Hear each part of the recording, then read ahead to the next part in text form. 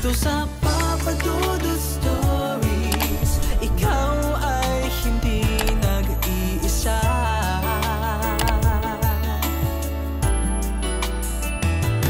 Dito sa Papa Dudut Stories, may nagmamahal sa'yo. Papa Dudut Stories. Papa Dudut Stories. Sa lahat po ng mga nakatutok ngayon, huwag pong kalimutan mag-like, mag-share at mag-subscribe. Maraming salamat po sa inyong lahat.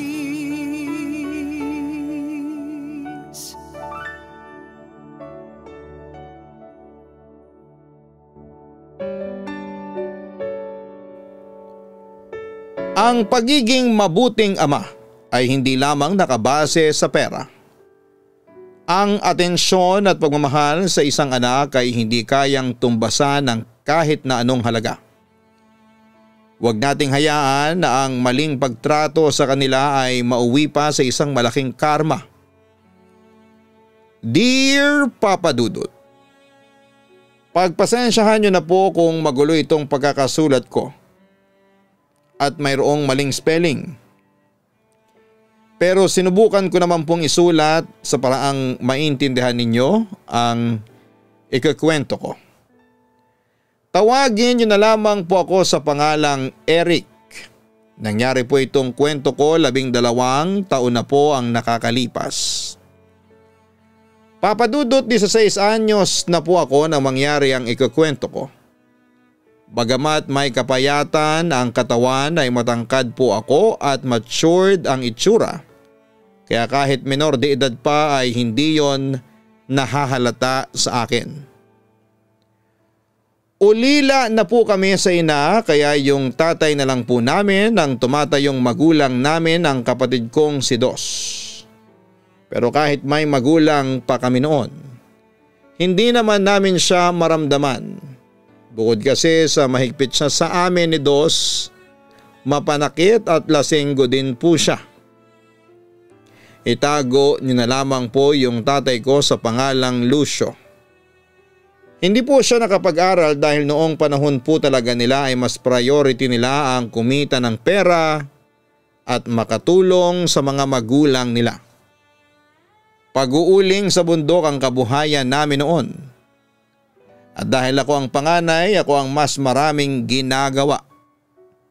Papa Dudut, nang makatapos po ako ng elementarya ay hindi na ako pinag-aral pa ni tatay sa high school para makatulong sa kanya sa pag-uuling.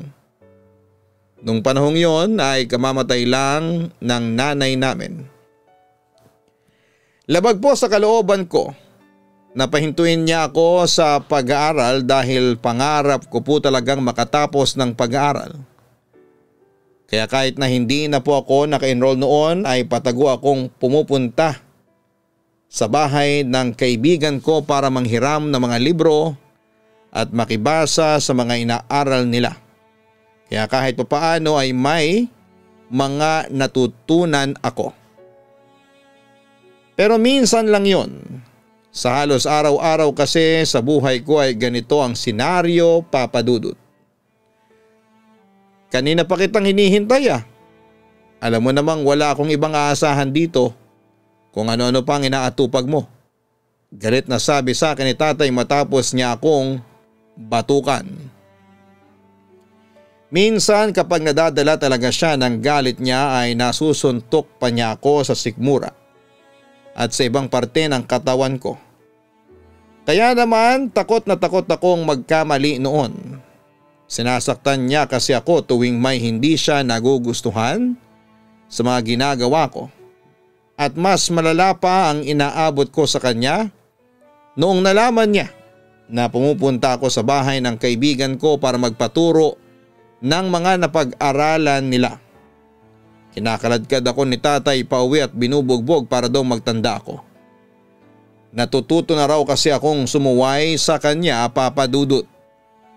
Sinabihan ako ni tatay na wala akong mararating sa buhay dahil nakatadhana na akong mag-uling sa bundok sa panghabang buhay.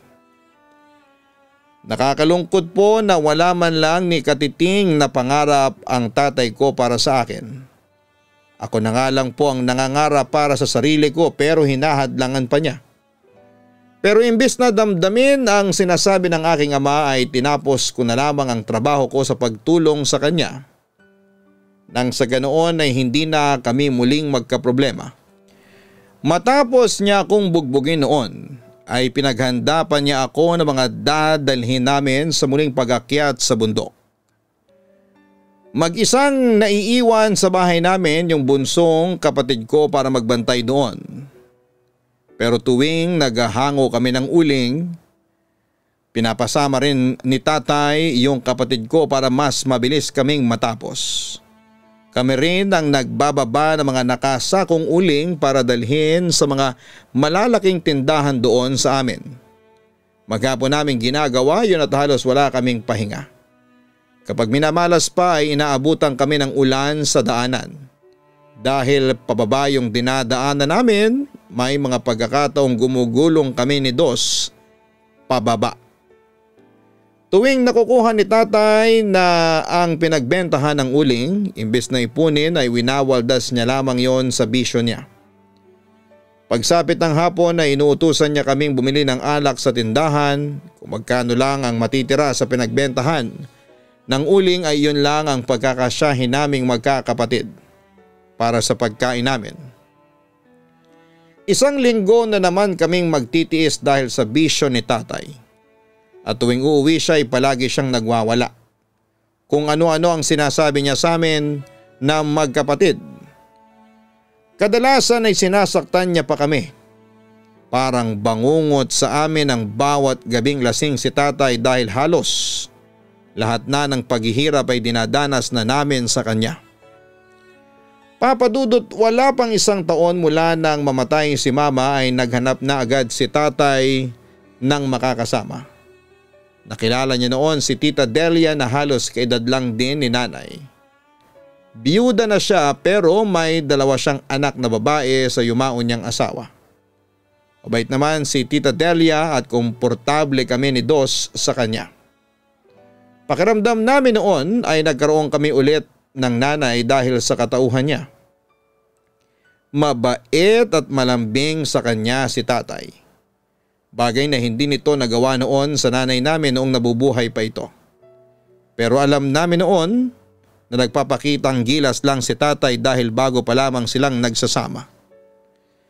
Itinuring namin ni Dos na parang tunay na kapatid ang mga anak ni Tita Delia.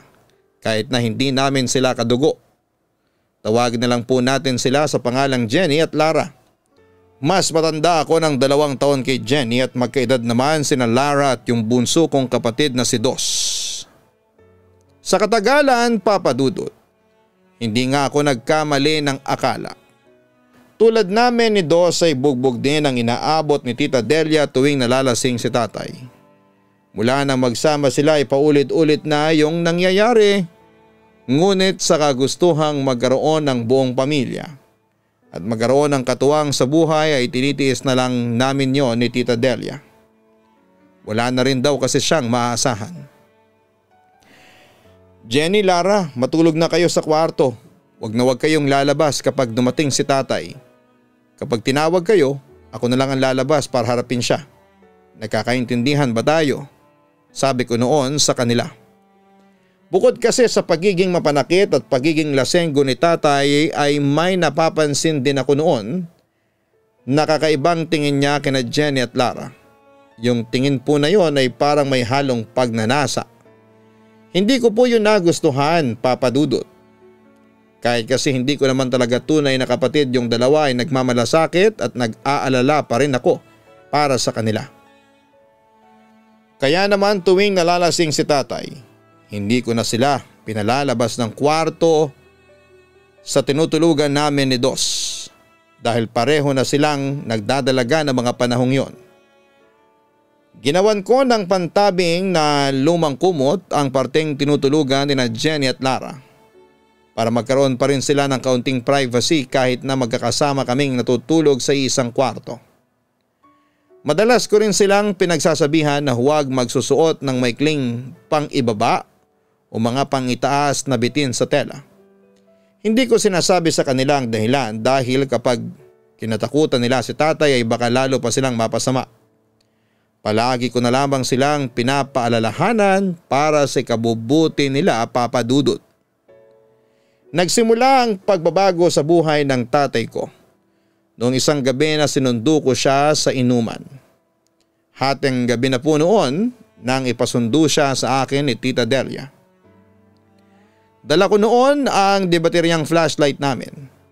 Dahil may kalumaan na ang baterya ay mahina na ang liwanag nito. Bago makarating sa bahay ng ninong ko kung saan laging nakikipag-inuman si tatay, daraanan ko muna yung masukal na parte ng lugar namin. Kapag nakalampas na po kasi ako sa palayan, may pandalawahang tao na daan doon pero yung paligid ay puro mga puno at matataas na damo. Wala po talaga kahit isang bahay sa parting yon ng dinaraanan namin dahil artista daw po yung may-ari ng lupang yon. Pinagbabawalan talaga na magtayo doon ng bahay. At dahil nga po probinsya ay maraming kwento sa lugar namin na may nakikita raw silang maligno doon. Minsan naman daw ay may lumilipad pa na kabaong. Ilang sandali pa, bigla na lang nag-ibang pakiramdam ko habang naglalakad. Pinakinggan ko ng mabuti ang bawat hakbang ko at doon ko napagtanto na may sumasabay talaga sa bawat paglapat ng mga paa ko sa lupa. Huminto ako sa paglalakad para muling makiramdam at nagpalinga-linga sa paligid. Wala naman akong nakita noon kaya nagpatuloy na lamang ako. Pero maya-maya lang, Papa Dudut, naramdaman ko na may sumusunod sa akin. Sa takot ko noon ay halos tumakbo na ako papunta sa bahay ng ninong ko. Hindi naman lingid sa kalaman ko ang bali-balita tungkol sa matandang aswang na nakatira sa nag-iisang bahay sa kalagitnaan ng liblib na daang yon. Ilang beses na raw kasi itong nakikitang pag-alagala kahit 10 oras na ng gabi. Maraming naniniwala na aswang yung matanda. Ngunit may mangilan-ngilan ding nagsasabi na hindi naman totoo ang kumakalat na kwento-kwento sa barangay namin. Masungit lang daw talaga yung matanda pero hindi naman ito nananakit. Pinilit ko na lamang na hindi pansinin yung naririnig kong ingay at yung pakiramdam na hindi ako nag-iisa habang naglalakad sa gitna ng dilim. Mahigpit ang hawak ko sa flashlight na parang kaya kong proteksyonan nito sa anumang panganib na maaari kong harapin ng gabing yon. Ngunit bago pa man ako tuluyang makalabas doon, muntik na akong mapasigaw ng tamaan ng liwanag ng flashlight. Yung matandang babaeng naglalakad sa hindi kalayuan, kasalubong ko siya, Papa Dudut. Sunod-sunod ang naging paglunok ko noon at nanigas ang katawan ko sa nararamdamang takot. Halos hindi ko na maihakbang ang mga paa ko. Nagdadalawang isip ako noon kung tutuloy pa ba ako o hindi dahil kapag nakalapit na sa akin yung matandang kinakatakutan ko, hindi na ako makakatakbo pa. Sinubukan kong umiwas ng tingin sa matandang kasalubong ko pero dahil makitid ang daan ay halos imposible na yon. Kaya naman tinipon ko na lamang ang lakas ng loob ko para batiin yung matanda. Isa rin kasi yon sa turo ng yumao kong ina na tuwing may makakasalubong na matanda ay huwag itong kaliligtaang batiin, kakilala man o hindi. Magandang gabi po, Aling Pilar. Nauutal kong bate sa matanda habang nakayuko. Napilitan akong mag-angat ng tingin para makita ang reaksyon nito. Ngunit gaya nga ng inaasahan, hindi man lang tumugon ang matanda sa pagbati ko. Maging ang mukha niya ay nanatili lamang sa blankong ekspresyon. Siguro nagtataka siya kung bakit ko siya binati. Hindi naman siguro lingid sa kalaman niya na kinakatakutan siya ng mga taga roon sa barangay namin, Papa Dudut. Hindi ko na siya hinintay na sumagot. Lalampasan ko na sana siya noon nang marinig ko siyang nagsalita. Mag-ingat ka, iho. Hindi ligtas dito lalo na sa ganitong oras. Gulat akong napalingon kay Aling Pilar Napakunot ang noo ko nang hindi man lang siya humarap sa akin. Nang buwaba ang tingin ko sa kaliwang kamay ko ay doon ko lang napansin ang bilog na kahoy na may simbolong hindi ko matukoy kung ano. Para yung isang medalyon na nakikita kong suot ng kakilala ni nanay na albularyo. Minsan na kasi niya akong isinama ni nanay sa kaibigan niyang yon. Sabi ni nanay ay parang anting-anting din daw yung medalyong yon. Pero ang pinagtataka ko noon, Papa Dudut, ay kung bakit yon ibinigay sa akin ni Aling Pilar. Sa akin na po ba ito? Hindi makapaniwalang tanong ko sa kanya. Tipid naman itong tumango at walang sabi-sabing tumalikod para magpatuloy sa paglalakad. Medyo nagalangan akong tanggapin yon dahil hindi talaga ako sigurado kung para saan yon, pero dahil nasa kamay ko na ay hindi na ako nakatanggi pa. Sa kabila ng pagtataka ay itinago ko na lamang yung medalyon sa bulsa ko. Pero habang naglalakad ay medyo napaisip din ako noon. Hindi kaya pangontra sa aswang yung ibinigay sa akin ni Aling Pilar. Pinakiramdaman ko ulit noon ang paligid pero wala na po akong narinig na kakaibang ingay. Nawala na rin yung takot na nararamdaman ko bago ko pa makasalubong si Aling Pilar. Pero bakit naman niya ako bibigyan ng pangontra sa aswang kung siya yung pinaghihinalaang aswang dito sa amin? Tanong ko noon sa sarili ko. Doon na po ako napaisip na baka hindi talaga totoo yung mga kumakalat na kwento na aswang si Aling Pilar. Wala rin namang nagsabi noon na aktwal nilang nakita na nangangaswang o naganyong aswang yung matanda. Pagdating ko sa bahay ni Ninong ay naabutan ko ang tatay kong kahit nabuwal na ay patuloy pa rin sa paggiling sa paborito niyang tugtugin. Nakataas na rin ang t-shirt na suot niya at nakaladlad na ang may kalakihan niyang tiyan.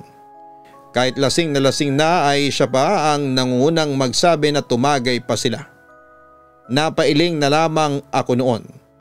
Nauubos lang ang pera niya sa alak at pulutan pero hindi man lang siya nakaramdam ng katiting na panghihinayang.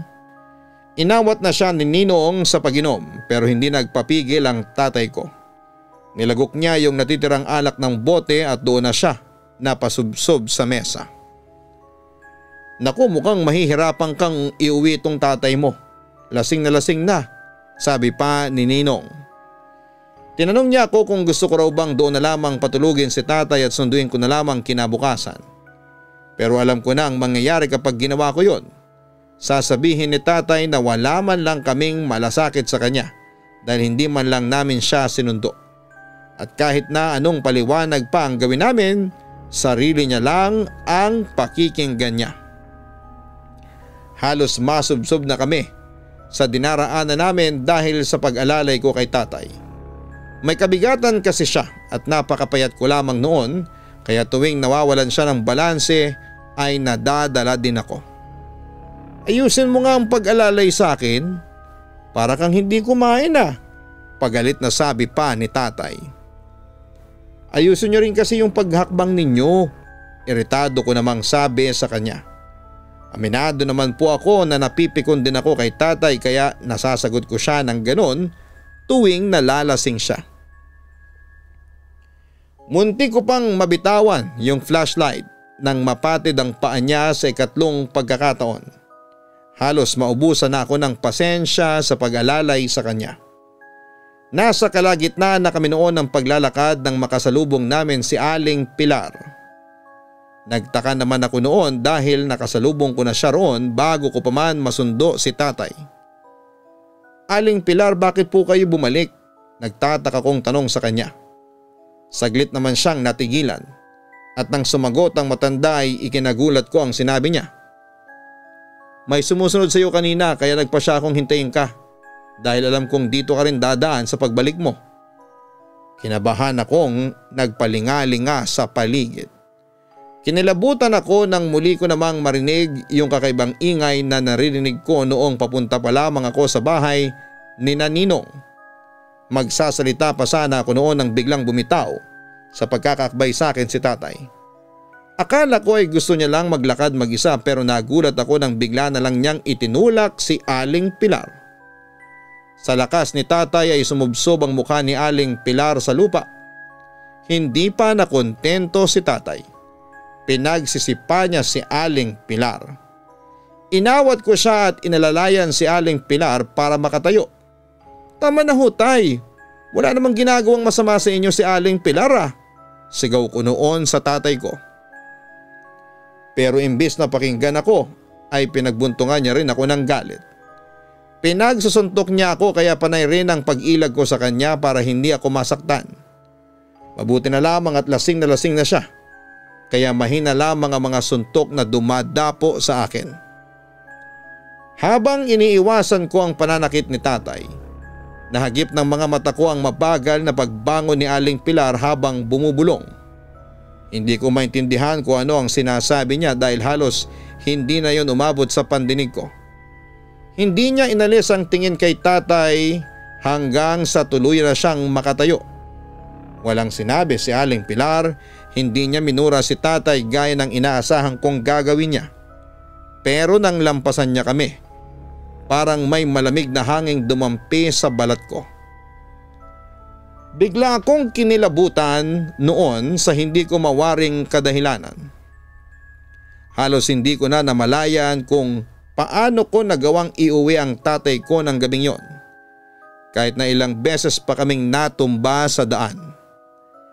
Kinabukasan ay maaga akong nagising para magsibak ng mga kahoy na panggatong. Yun muna ang ginawa ko dahil alam kong hindi pa kami makakaakyat sa bundok para magsalang ng mga kahoy sa ulingan. Dahil siguradong may hangover pa si tatay paggising niya. Abala naman noon sa paglalaban ng mga damit namin si Tita Delia. Natapos na lang ako sa pagsisibak at pagsasalansan ng mga panggatong namin ay hindi ko pa rin naririnig na nagbubunga nga ang tatay ko. Pagpasok ko sa kusina namin ay nagtaka ako nang makitang wala pa rin doon si tatay. Kadalasan kasi dumidiretso agad siya sa kusina para magkape. Pero may kakaiba talaga noong araw na yon. Kaya nagtanong na ako kay Tita Delia. Tita, si tatay po. Nasa banyo. Kagigising niya lang eh. Sagot naman ni Tita Delia. Agad akong natigilan nang may mapagtanto ako ng mga sandaling yon. Dali-dali akong lumabas ng bahay para puntahan si tatay. Yung banyo kasi namin noon ay nakahiwalay sa bahay namin at malayo-layo rin talaga sa bahay namin. Papadudot parang umakyat lahat ng dugo sa ulo ko nang makita ko ang tatay ko na nakasilip sa maliit na siwang ng CR habang naliligo roon si Jenny. Tay, anong ginagawa niyo? Pagalit kong sigaw sa kanya. Bakas ang matinding pagkagulat sa mukha ni tatay nang makita niya akong papalapit. Dala ng matinding galit ay hinablot ko ang suot niyang damit at agad na inundayan ng isang malakas na suntok. Parang nawala noon sa isipan ko na tatay ko siya at posibleng gantihan din niya ako sa ginawa ko. Basta ang alam ko noon ay kinailangan kong gawin yon para matauhan siya sa ginagawa niya. Hindi siya kaagad nakabawi sa ginawa ko. Natumba siya sa batuhan sa labas ng CR habang nakahawak sa panga niyang tinamaan ng aking kamao. Ilang beses niya akong pinagmumura at hindi pumayag na hindi niya ako mabawian sa ginawa ko sa kanya. Nagpalitan kami ng suntok pero hindi naman ako nagpatinag noon.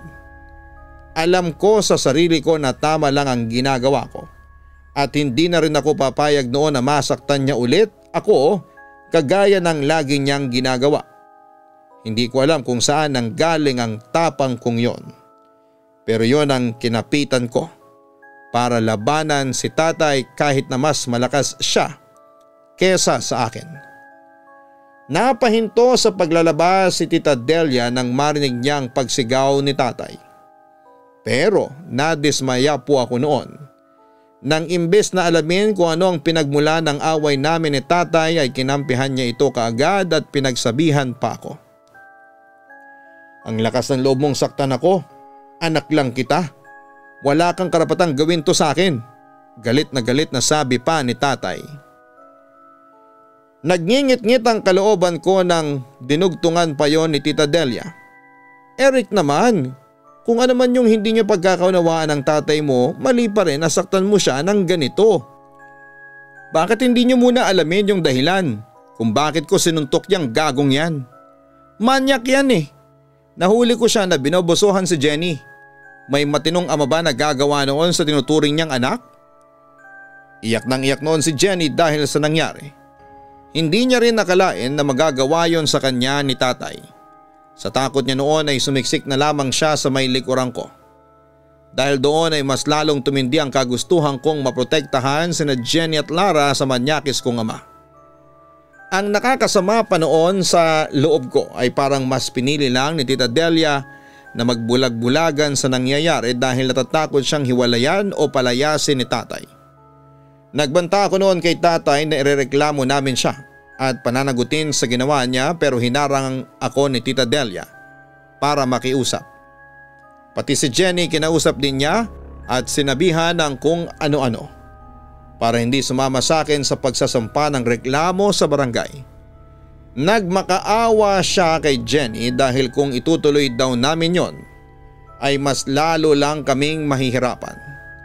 Hindi naman ako makapaniwala sa mga narinig ko kay Tita Delia. Kaya sinabihan ko siya noon na akala ko ay pareho sila ng nanay ko. Pero hindi pala dahil wala siyang paninindigan. Sinabihan ko siya ng duwag at sunod-sunuran lang sa lalaki. Alam kong masyadong masakit ang mga binitawan kong salita, pero nadala na ako noon ng galit ko. Papadudot, dahil sa naging away namin ni tatay ay lumayas muna ako sa bahay. Nakituloy muna ako pansamantala sa bahay ng tiyahin sa side ni mama. Tinanggap naman ako roon at pinatuloy. Pero ang hindi ko inaasahan ay noong sumunod sa akin sina Jenny at Lara, kasama ang bunso kong kapatid. Lumayas din sila sa bahay, pero sa pagkakataong yon ay hindi alam ni Tita Delia ang ginawa nila. Dahil naisip ko na pwede akong baliktarin ni na Tita Delia sa nangyari, at palabasing pinilit kong sumama sina Jenny at Lara, ay tinanong ko sila kung meron pa silang kamag-anak doon sa lugar namin na pwede nilang tuluyan pansamantala. Mabuti na lamang at may pinsan doon si Tita Delia na tumanggap sa kanila. Nangako ako na babalikan ko sila at tutulong sa pag-aaral nila. Naiwan naman sa akin ang kapatid ko na ibinilin ko muna sa tiyahin ko habang naghahanap ako ng trabaho. Makalipas lang ang ilang araw, papadudot, may nakarating na balita sa akin tungkol kay tatay. Nagkasakit daw si tatay at masama na ang lagay. Bagamat galit na galit pa rin ako noon kay tatay, ay pinuntahan ko siya sa bahay para alamin kung ano ang nangyayari sa kanya. Papadudot, na sa labas pa lamang ako noon ng bahay namin ay sumalubong na kaagad sa akin yung masamang amoy mula sa loob ng bahay. May mga kapitbahay kami noon na nakikiusyoso kung ano ang nangyayari kay tatay, pero hindi rin sila makalapit dahil parang may kinakatakutan silang makita. Pagpasok ko sa bahay namin ay doon ko nakita ang tatay kong nakaratay na sa higaan. Nagtaka ako nang makita ang malaking pasa niya sa iba't ibang parte ng katawan. Yung iba roon ay parang mga bakat pa ng kamay. Halos hindi ko kayanin yung masangsang na amoy ng katawan ni tatay at yung itsura ng mga binti niya na halos mabulok na sa dami ng sugat. Magang-maga pa noon ang mga binti niya at umabot na rin yon hanggang sa paa at halos magdikit-dikit na ang mga daliri niya dahil sa mga sugat sa pagitan nito. Muntik na po akong masuka noon nang makita ang mga uod na lumalabas sa mga sugat ni tatay. Nahuhulog na ang mga ito sa banig na hinihigaan niya. Umuungol na lamang siya noon na parang hirap na hirap sa kalagayan niya. Kahit yung mukha niya ay halos hindi ko na makilala dahil sa pamamaga. Pasintabi po sa mga kumakain, pero yung higaan po noon ni tatay ay mamasa-masa na dahil sa mga nana mula sa mga sugat niya. Wala kaming perang pampaospital at wala ding magagawa noon si Tita Delia. Ano pong nangyari? Bakit po nagkaganyan si tatay? Tanong ko noon kay Tita Delia. Sabi niya ay ilang albularyo na raw ang tumingin kay tatay, pero ni isa sa kanila ay walang nakagamot sa kalagayan ng tatay ko. Pero nagulat ako nang sabihin niyang binarang daw si tatay. Hindi niya raw alam kung sino ang posibleng nagpabarang kay tatay dahil marami na rin po itong nakaalitan sa barangay namin dahil sa pagwawala nito tuwing nalalasing. Para makatulong ay naghanap ako noon ng panibagong albularyo na titingin kay tatay. Pero gaya nga ng mga nauna ay hindi rin po nito kinaya ang bagsik ng barang na dumapo sa tatay ko. Sabi ng albularyo, ibang klase raw ang barang na dumali kay tatay. Masyado raw malakas. Para kung binuhusan noon ng malamig na tubig nang sabihin nitong hindi na magtatagal si tatay dahil sa ganong kalagayan. Isa pa'y mukhang wala rin daw balak na buhayin pa si tatay nang bumarang sa kanya. May mga naririnig ako sa mga kapitbahay namin noon. Si Aling Pilar ang itinuturo nilang posibleng gumawa noon kay tatay. At nang alalahanin ko yung pangyayari nung gabi na sinundo ko ang tatay ko sa inuman ay naisip kong posible nga na si Aling Pilar ang nagpabarang kay tatay. Pero may mga nakapagsabi rin na si Aling Pilar mismo ang nangbarang na dumali sa tatay ko. Sa kabila ng mga ginawa ng tatay ko, hindi ako noon sumuko.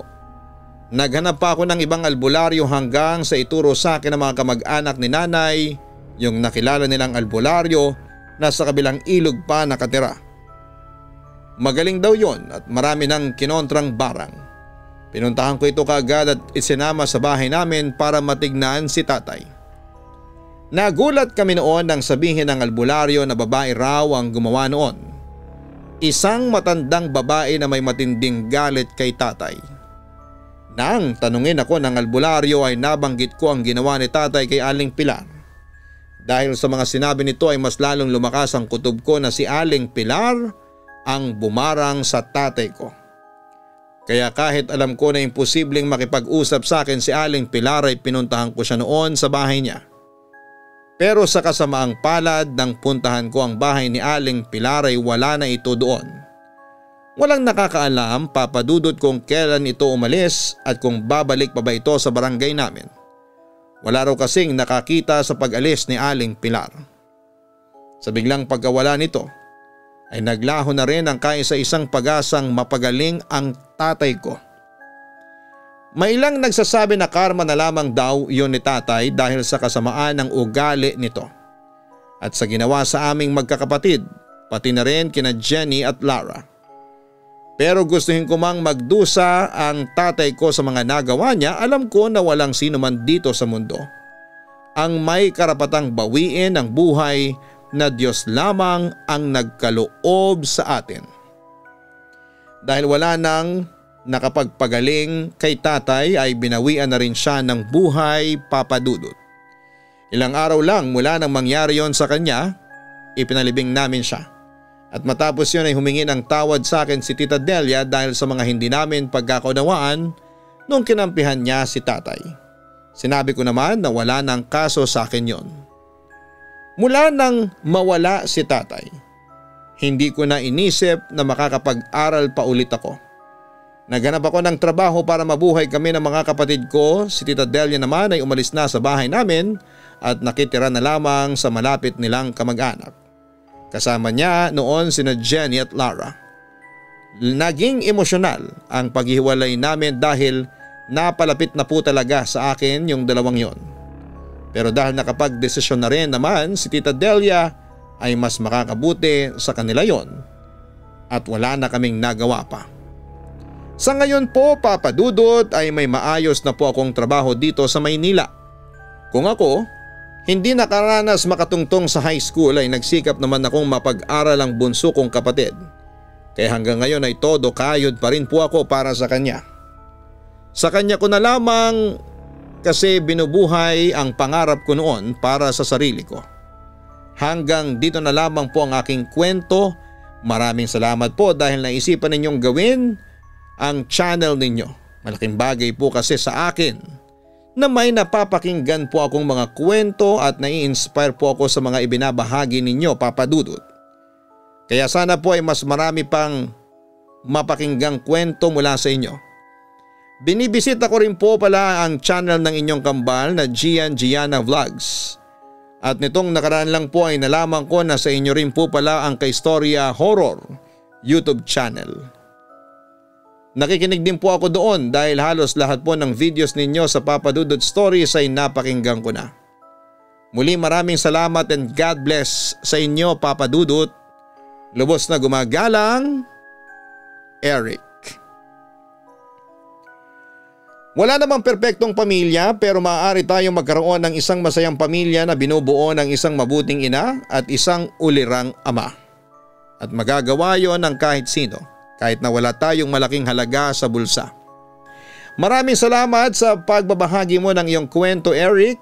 Kahit nakakakilabot ay nagbigay pa rin ito ng inspirasyon. Dahil kahanga-hanga ang pagmamahal mo sa iyong pamilya. Sa kabila ng ginawa sa inyo ng tatay mo ay ginawa mo pa rin ang lahat para maisalba ang buhay niya kahit halos ito ay imposible na.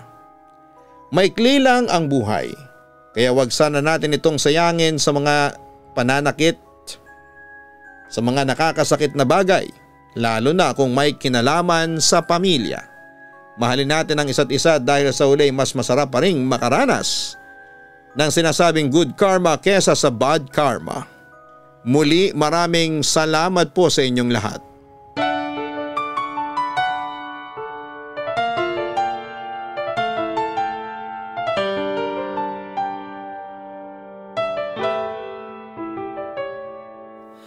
Ang buhay ay mahiwaga,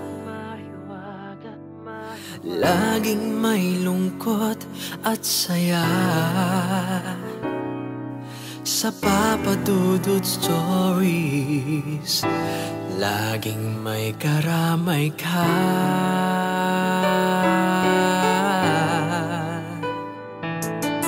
Mga problemang kaibigan, dito ay pakikinggan ka.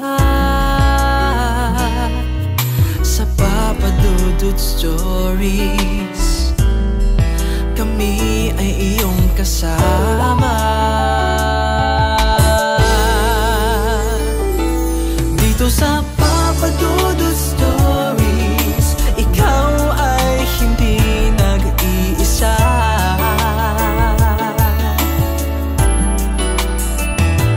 Dito sa Papa Dudut Stories, may nagmamahal sa'yo. Papa Dudut Stories, Papa Dudut Stories, Papa Dudut Stories.